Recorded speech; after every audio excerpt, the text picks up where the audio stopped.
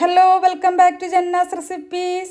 ഇന്നത്തെ വീഡിയോയിൽ weight loss നോക്കുന്നവർക്കോ അല്ലെങ്കിൽ ഒരു ഹെൽത്തി ഡയറ്റൊക്കെ ഫോളോ ചെയ്യുന്നവർക്ക് ബ്രേക്ക്ഫാസ്റ്റ് ആയിട്ടോ അല്ലെങ്കിൽ രാത്രിയിലത്തെ ഫുഡായിട്ടൊക്കെ കഴിക്കാൻ പറ്റിയിട്ടുള്ള ഒരു അടിപൊളി റെസിപ്പിയാണ്. ഈസിയാണ് ഉണ്ടാക്കാൻ, അതുപോലെ തന്നെ ഹെൽത്തിയാണ്, ടേസ്റ്റിയും കൂടിയാണ്. അപ്പോൾ നമുക്കിത് എങ്ങനെയാണ് ഉണ്ടാക്കുന്നതെന്ന് നോക്കാം. പിന്നെ വീഡിയോ കണ്ടുകൊണ്ടിരിക്കുന്ന സമയത്ത് നിങ്ങൾക്ക് ഈ റെസിപ്പി ഇഷ്ടമാണെന്നുണ്ടെങ്കിൽ ഒന്ന് ലൈക്ക് ചെയ്ത് സപ്പോർട്ട് ചെയ്യാനും, ചാനൽ ആദ്യമായിട്ടാണ് കാണുന്നതെന്നുണ്ടെങ്കിൽ ചാനലൊന്ന് സബ്സ്ക്രൈബ് ചെയ്യാനും ഫോളോ ചെയ്യാനും മറക്കരുത്. അപ്പോൾ നമുക്ക് ഒരു 5 മിനിറ്റ് കൊണ്ട് ഉണ്ടാക്കാൻ പറ്റുന്ന ഈ ഒരു ബ്രേക്ക്ഫാസ്റ്റ് റെസിപ്പി ഉണ്ടാക്കാനായിട്ട് ഞാനൊരു ബൗളിലേക്ക് 2 മുട്ട പൊട്ടിച്ചൊഴിക്കുന്നുണ്ട്. ഇതിപ്പോൾ ഒരാൾക്ക് കഴിക്കാനുള്ള ഒരു അളവാണ് ഉണ്ടാവുക. ഇതിലേക്ക് മുട്ടയിലേക്ക് ആവശ്യത്തിനുള്ള ഉപ്പ് ചേർത്തിട്ട് ആദ്യം നന്നായിട്ടൊന്ന് മിക്സാക്കി എടുക്കണം. 1 മിനിറ്റ് മുട്ട നന്നായിട്ടൊന്ന് മിക്സാക്കി ബീറ്റ് ചെയ്ത് പതപ്പിച്ചെടുക്കണം. ഇനി നമുക്കിതിലേക്ക് ചേർക്കേണ്ടത് ഓട്സ് ആണ്. അപ്പോൾ ഞാനൊരു 2 ടേബിൾ സ്പൂൺ നിറയെ ഓട്സ് ഇതിലേക്ക് ചേർത്തിട്ടുണ്ട്. എന്നിട്ട് നന്നായിട്ടൊന്ന് മിക്സാക്കി എടുക്കാം. ഓട്സ് ചേർത്തിട്ട് നന്നായിട്ടൊന്ന് മിക്സാക്കിയതിന് ശേഷം നമുക്കിതൊരു സൈഡിലേക്ക് മാറ്റി വെക്കാം. ഇനി നമുക്ക് വേണ്ടത് ഈത്തപ്പഴമാണ്. അപ്പോൾ ഞാനിവിടെ 8 മീഡിയം സൈസിലുള്ള ഈത്തപ്പഴമാണ് എടുത്തിട്ടുള്ളത്. ഇത് നമുക്ക് കുരുയെല്ലാം കളഞ്ഞിട്ട് ഒന്ന് കട്ട് ചെയ്തെടുക്കണം. ഓരോ ഈത്തപ്പഴവും ഒരു 2-3 പീസായിട്ടൊന്ന് കട്ട് ചെയ്ത് വെക്കാം. ഇതിപ്പോൾ ഞാൻ മുഴുവനും കട്ട് ചെയ്ത് വെച്ചിട്ടുണ്ട്. ഇനി ഒരു പാൻ ചൂടാക്കാൻ വേണ്ടി വെച്ചിട്ടുണ്ട്. അതിലേക്ക് 1 ടേബിൾ സ്പൂൺ ബട്ടർ ഇട്ടിട്ട് ഒന്ന് മെൽറ്റായി വരുന്ന സമയത്ത് ഇതിലേക്ക് കട്ട് ചെയ്ത് വെച്ചിട്ടുള്ള ഈത്തപ്പഴം ഇട്ട് കൊടുക്കാം. ഈത്തപ്പഴം ഇട്ടിട്ട് നന്നായിട്ടൊന്ന് വഴറ്റിയെടുക്കണം. ഈത്തപ്പഴം ഈ ബട്ടറിൽ അല്ലെങ്കിൽ നെയ്യിലോ നമുക്കൊരു മൂത്ത് വരുന്ന സമയത്ത് നല്ലൊരു മണമാണ് ഉണ്ടാവുക.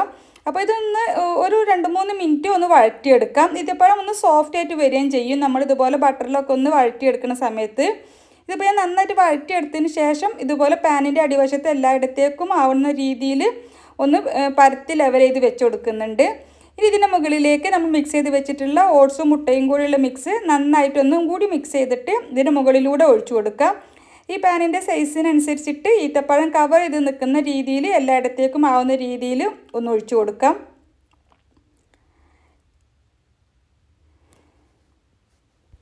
ഇനി ഇതൊന്ന് അടച്ച് വെക്കാം. എന്നിട്ട് ലോ ഫ്ലെയിമിൽ വെച്ചിട്ട് ഒരു 4-5 മിനിറ്റ് വെക്കണം. മുട്ട വേവുന്ന അത്രയും സമയം മതി. എന്നാലും നമ്മൾ ഓട്സ് ചേർത്തത് കൊണ്ട് ഒരു 5 മിനിറ്റോളം ഒന്ന് വെച്ചതിന് ശേഷം നമുക്കിതൊന്ന് മറിച്ചിട്ട് കൊടുക്കാം. ഈ സമയം കൊണ്ട് തന്നെ മുകൾ ഭാഗമൊക്കെ ഒന്ന് ഡ്രൈ ആയിട്ട് വന്നിട്ടുണ്ടാവും. അപ്പോൾ ഞാനൊരു പ്ലേറ്റിലേക്ക് മാറ്റിയിട്ടാണ് മറിച്ചിട്ട് കൊടുക്കുന്നത്, പൊട്ടിപ്പോകണ്ടെന്ന് വിചാരിച്ചിട്ടാണ്. ഇനി ഇതിൻ്റെ മുകൾ ഭാഗവും കൂടി ഒന്ന് വേവാൻ വേണ്ടിയിട്ടൊന്ന് അടച്ച് വെക്കാം. ഒരു 2 മിനിറ്റ് കൂടി അങ്ങനെ വെച്ചതിന് ശേഷം നമുക്കിത് മൂടി തുറന്നിട്ട് ഒന്ന് മറിച്ചിടാം. ഇത് നമുക്ക് ഇങ്ങനെ തന്നെ കഴിക്കാം. അപ്പോൾ ഞാൻ ഒന്നുകൂടി ടേസ്റ്റി ആയിക്കോട്ടെ എന്ന് വിചാരിച്ചിട്ട് കുറച്ചൊരു 1-2 ടേബിൾ സ്പൂൺ ചീസ് ഇതിന് മുകളിലൂടെ ഇട്ട് കൊടുക്കുന്നുണ്ട്. ഗ്രേറ്റ് ചെയ്തിട്ടുള്ള മോസറല്ല ചീസാണ്. അപ്പോൾ ചീസ് ഓപ്ഷണലാണ്, കയ്യിലുണ്ടെങ്കിൽ ഇട്ടാൽ മതി, താല്പര്യമുള്ളവർ ചേർത്താൽ മതി. അപ്പോൾ ചീസ് ചേർത്തിട്ട് ചീസ് ഒന്ന് മെൽറ്റ് ആവാൻ വേണ്ടിയിട്ട് ഒരു മിനിറ്റ് കൂടി ഒന്ന് അടച്ച് വെക്കാം. ചീസ് ചേർത്തിട്ടില്ലെങ്കിലും കഴിക്കാൻ കുഴപ്പമൊന്നുമില്ല, നല്ല ടേസ്റ്റ് തന്നെയാണ്. അപ്പോൾ ഞാൻ 1 മിനിറ്റ് ഒന്ന് അടച്ച് വെക്കുന്നുണ്ട് ചീസ് ഒന്ന് മെൽറ്റ് ആവാൻ വേണ്ടിയിട്ട്. അതിനുശേഷം നമുക്കിത് പ്ലേറ്റിലേക്ക് മാറ്റാം. പിന്നെ മുട്ടയൊക്കെ ആയതുകൊണ്ട് തന്നെ ചൂടോടെ കഴിക്കാനാണ് ടേസ്റ്റ്. തണുത്താലും കുഴപ്പമൊന്നുമില്ല, എന്നാലും ചൂടോടെ കഴിക്കുമ്പോഴാണ് കൂടുതൽ ടേസ്റ്റ് ആയിട്ട് തോന്നുന്നത്. അപ്പോൾ ചൂടോടെ തന്നെ കഴിക്കാൻ വേണ്ടിയിട്ട് നോക്കുക. ഇതിപ്പോൾ വെയിറ്റ് ലോസ് നോക്കുന്നവർക്ക് ഒരു നേരത്തെ ഫുഡായിട്ട് കഴിക്കാൻ പറ്റുന്ന ഒരു റെസിപ്പിയാണ്. നമുക്ക് ബ്രേക്ക്ഫാസ്റ്റ് ആയിട്ടോ അല്ലെങ്കിൽ രാത്രിയിലത്തെ ഫുഡായിട്ടൊക്കെ കഴിക്കാം. ഇതൊരെണ്ണം കഴിച്ചാൽ തന്നെ വയറ് നിറയും. അപ്പോൾ ഇതുവരെ ഇതുപോലെ ട്രൈ ചെയ്ത് നോക്കിയിട്ടില്ലെങ്കിൽ തീർച്ചയായിട്ടും ട്രൈ ചെയ്ത് നോക്കുക. എന്നിട്ട് നിങ്ങളുടെ അഭിപ്രായം കമൻ്റായിട്ട് അറിയിക്കുക. പിന്നെ നിങ്ങൾക്ക് ഈ റെസിപ്പി ഇഷ്ടമായെങ്കിൽ ഒന്ന് ലൈക്ക് ചെയ്ത് സപ്പോർട്ട് ചെയ്യാൻ വേണ്ടിയിട്ട് മറക്കരുത്. അതുപോലെ തന്നെ ചാനൽ ഇതുവരെ സബ്സ്ക്രൈബ് ചെയ്തിട്ടില്ലെങ്കിൽ ചാനലൊന്ന് സബ്സ്ക്രൈബ് ചെയ്യാനും ഫോളോ ചെയ്യാനും മറക്കരുത്.